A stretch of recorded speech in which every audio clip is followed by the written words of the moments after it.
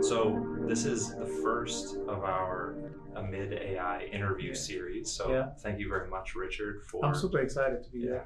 yeah. I obviously we go way back. We'll talk a little bit about our friendship over the years, but basically the reason for starting this series of conversations is really just to do a deep dive with founders, researchers, thought leaders, and I would say you're probably each of those categories yourself. So you're, a longtime friend. We go way back to your role at Tango and Jiffy Cat after that. But you just recently announced that you're starting a new company, Lighty.ai, and you're CEO and founder.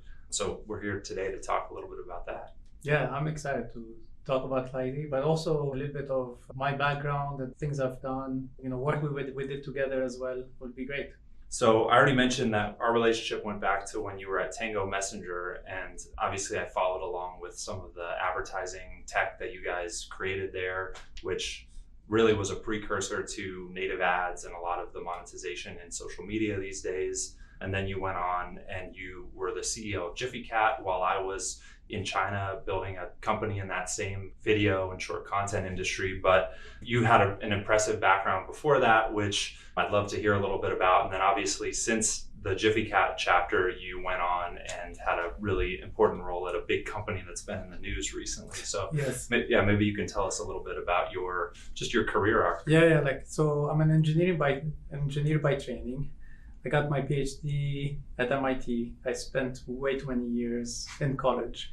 Eventually decided it was time for me to do something. I moved out west, did an engineering role initially, but then I got super excited about building products, and I moved to search at Google, and I worked on search products at Google. It was these were formative years for me. I learned a lot. I spent about 5 years there.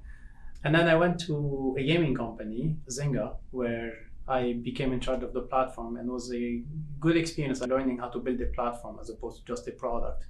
Spent 2 years, went through the IPO, and at this point, actually Zynga was looking at messaging as a potential distribution model for games. I was recruited into Tango to build out the games platform. I started doing this, and then at some point we were focused on revenue, and the CEO asked me to work on advertising. Built the advertising platform from the ground up, and that's where we connected.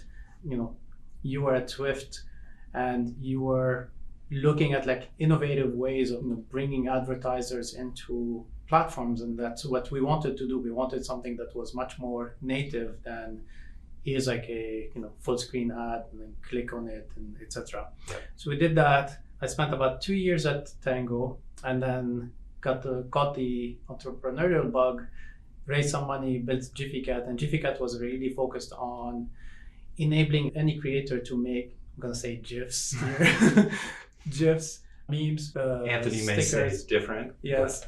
We, Anthony is very much of the GIFs, the hard G. Hard G. So spent about 4 years, built a platform that enabled basically anybody to create some content. We were a top 100 site, top 250 worldwide, and there was interest in the company. Snap Inc. decided to acquire us, so we did that. I then moved on to Twitter, where I became the product lead for the platform. And platform was everything from the data platform to the AI, compute, etc. All the infrastructure to run Twitter. Yeah. And spent 3.5 years, learned a lot, built great partnerships with many folks in the industry. And at the beginning of the year, I started looking at generative AI. And in my mind, there's been 3 revolutions. The first one was the internet revolution. The second was the iPhone in 2008. Generative AI feels like the same ingredients, and this feels like the next revolution. Connected with Anthony, who is a longtime friend, back from MIT, but also a competitor a few months ago, as you mentioned. Yeah. He was the CTO of Giphy.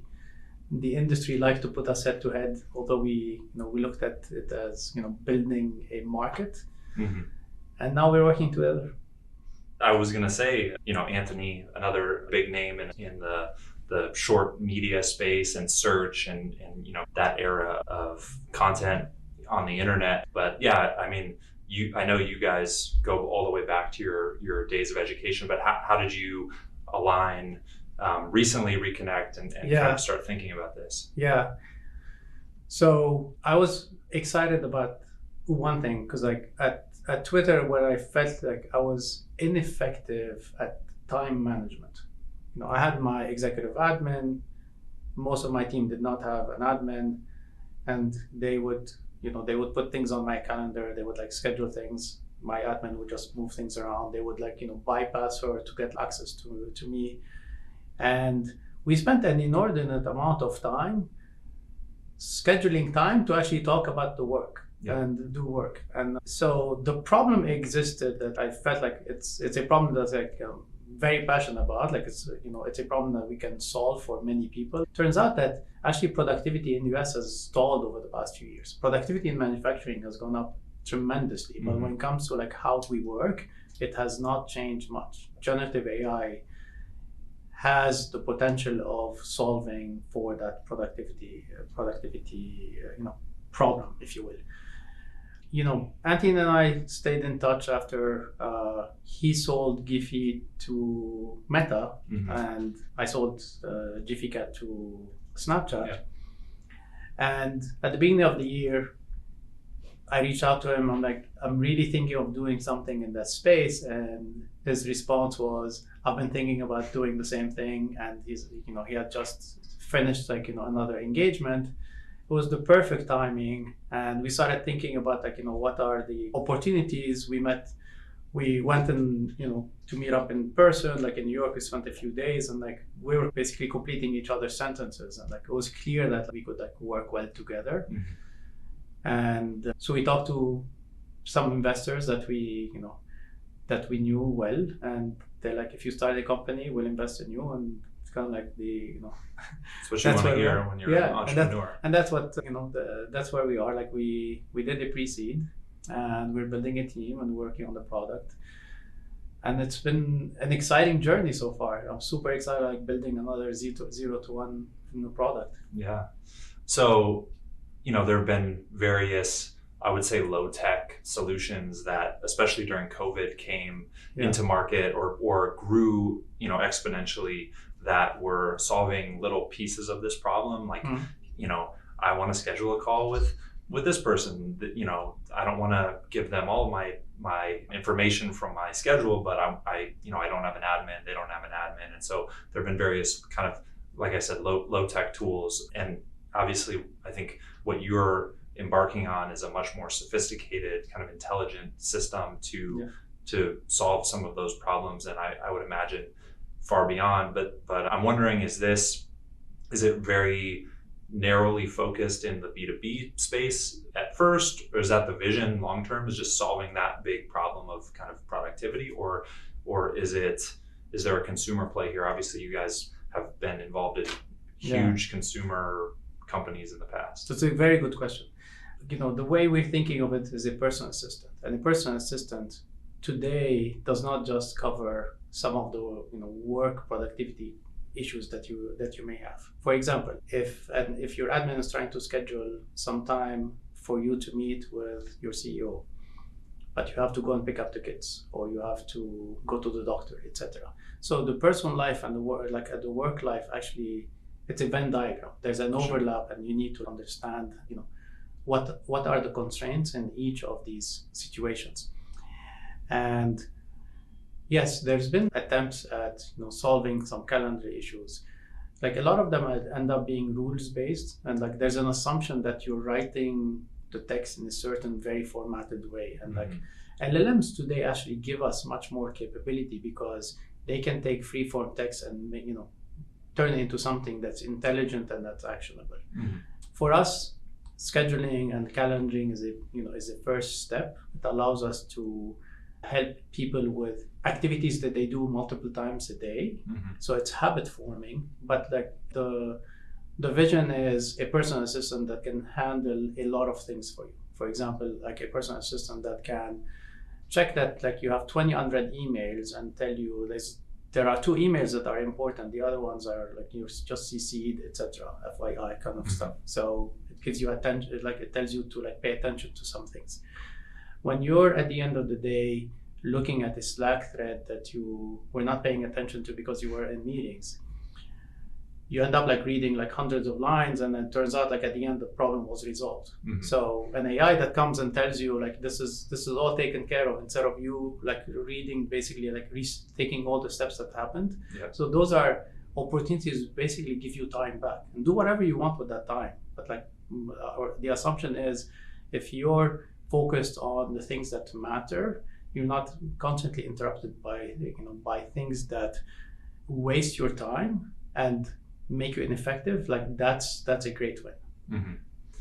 Man, there's a lot of thoughts that I have. I mean, I was one of those people during COVID that became a power user of one of these scheduling tools, and I'm no longer using this tool because it felt at a certain point like the amount of effort for me to coordinate the coordination tool was extremely time consuming, and I ended up with things I didn't want on my calendar. I had a shifting schedule. I had new things coming up in my life, and so the idea that this could not be fixed, and but it actually kind of reacts to what's going on in my life is really exciting. And I think also the idea that maybe it could start taking some of those tasks that are small and completing them on my behalf, or like you said, summarizing information and streamlining is super compelling. And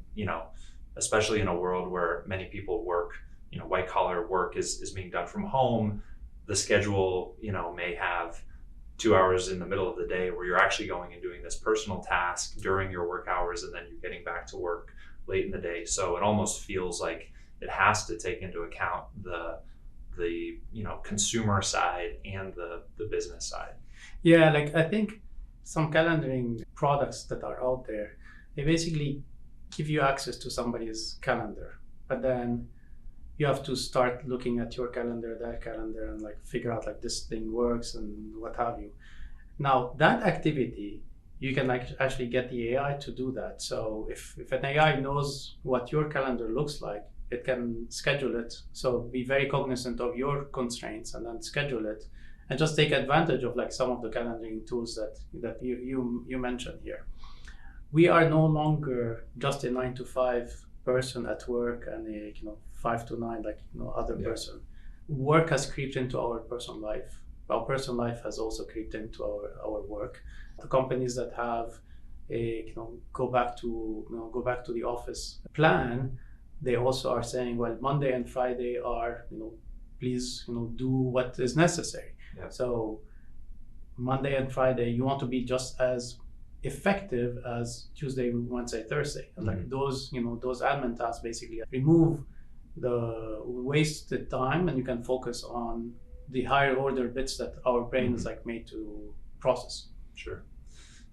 So I wish we were, the ones who were breaking the announcement about the company, but the information did already write up some interesting, little tidbits. But one of the things that I took from that announcement about the company was the plan to integrate different data sources, right? Yes. The calendar being one that we've been talking about. I think Slack and some Gmail, maybe some other, sources were mentioned, and going back to spending a lot of time in the messaging space and thinking about a few challenges, right? Like the idea that, well, there are these walled gardens that don't necessarily want data to be shared outside of those gardens. But then this also has me thinking a little bit about like the perfect, trustworthy executive assistant professional, like human.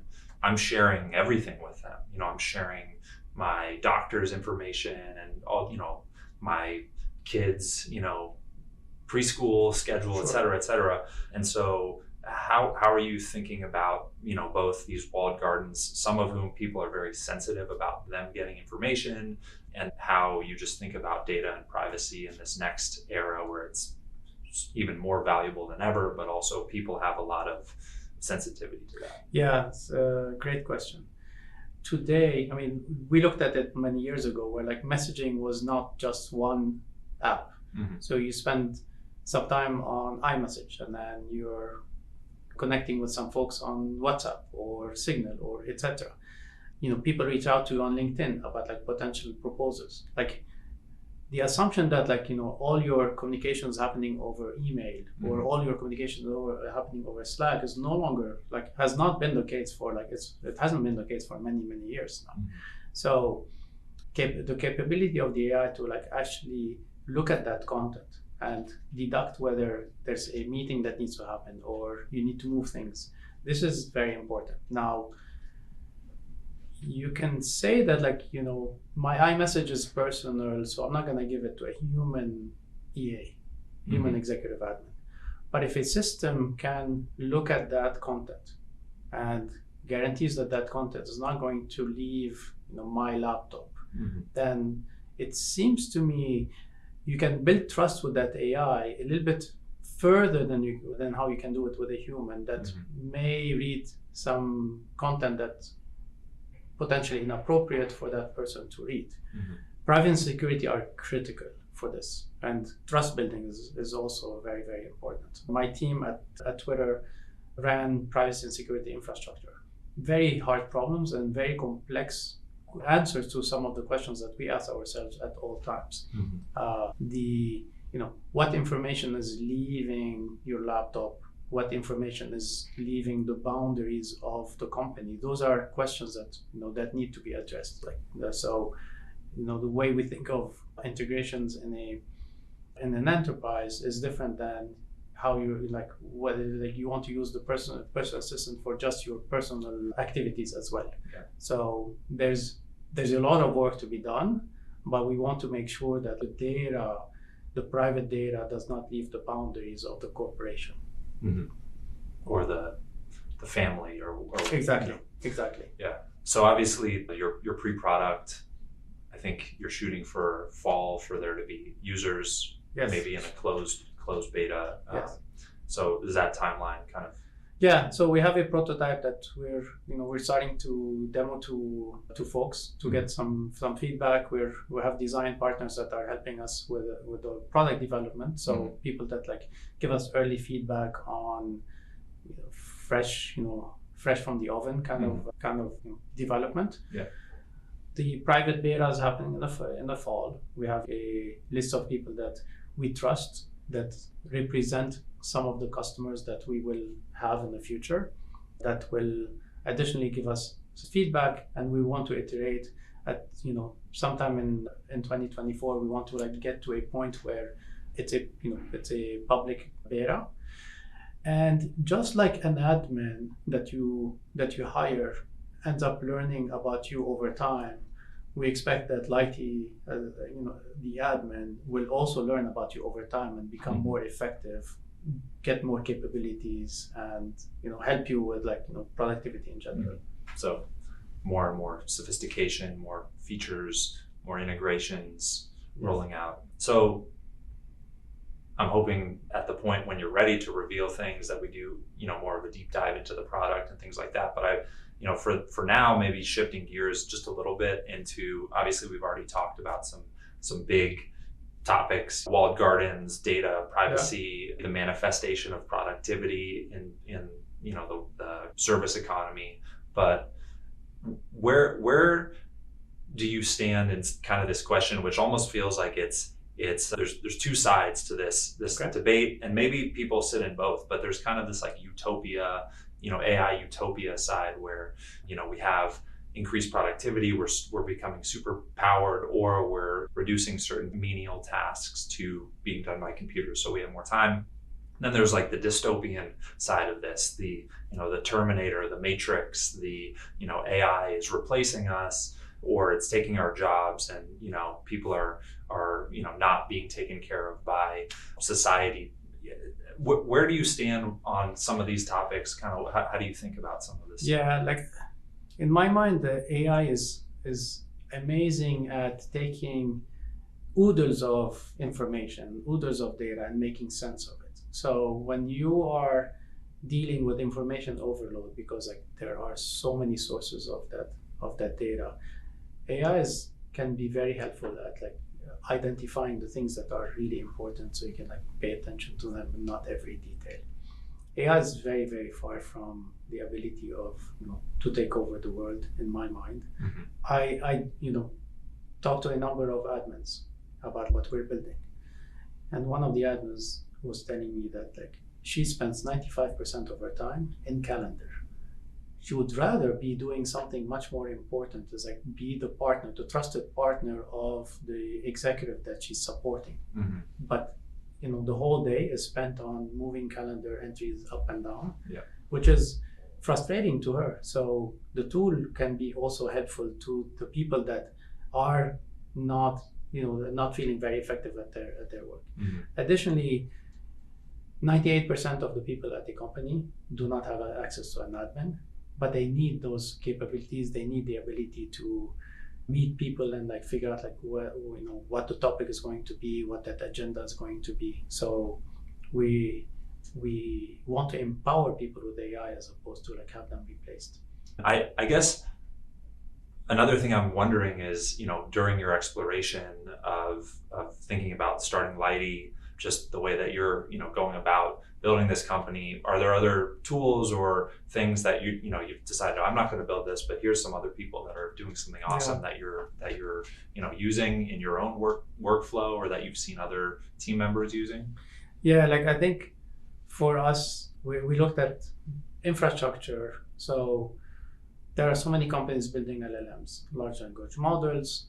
Almost like on a weekly basis, you find one more company that's deploying that's coming out with like some really interesting data, whether in open source world or in the or more closed source. And it's a layer that I think is very interesting, but we want to take advantage of the results of the research that's being done, as opposed to feeling that we need to compete in that space. We're seeing like lots of maturity. So it used to be like GPT-3, now 3.5, and then 4. There's already conversations about GPT-5. Meta released Llama, then Llama 2. Llama 2 as an open source product is fantastic, and we want to encourage this. We think that we're going to benefit heavily from like all this innovation and also maturation over time. So the LLM becomes more predictable in its results. Today, it sometimes delivers great results that are repeatable, and sometimes it does change its answers, and you want something that's repeatable because the business is going to depend on that. So you're very comfortable in this application layer, digesting and putting into practice these other base models. Yes, because the important part that we will focus on is the fine-tuning aspect, and there's a lot of innovation that needs to happen there. The other part that like for us is critical is memory. Today, LLMs are great at like answering a question and then 5 minutes later not remembering what you asked them. An admin needs to remember over months how you behave, the fact that you like to meet in the morning, the fact that this person is very high priority to meet with. Like if they ask for a meeting, you need to like move things around. All these things are learned over time, and so a big part of Lighty is basically that learning environment that we're building. So the memory layer that sits in between the consumer and the model. Yes. Exactly. Awesome. Well, it's been a great conversation. I look forward to more. Hopefully I can get my hands on Lighty soon. But I know there's not a lot of information on the website right now, but where can people kind of follow along, and are there any things, careers or, socials or anything that So we're hiring heavily AI engineers, whether on the research side or the ops side. That's one. The other thing is, if you go to the website, you can sign up today to get on the private beta, and then we will make it available to you in due course. Cool. So that's Lighty, LIGHTY.ai. Exactly. Not lightly, but Lighty. .ai. Awesome. Well, it's been a great pleasure chatting, and we look forward to using Lighty. Thank you. Looking forward to the feedback that you're going to have for the product. Thanks, Richard. Yeah.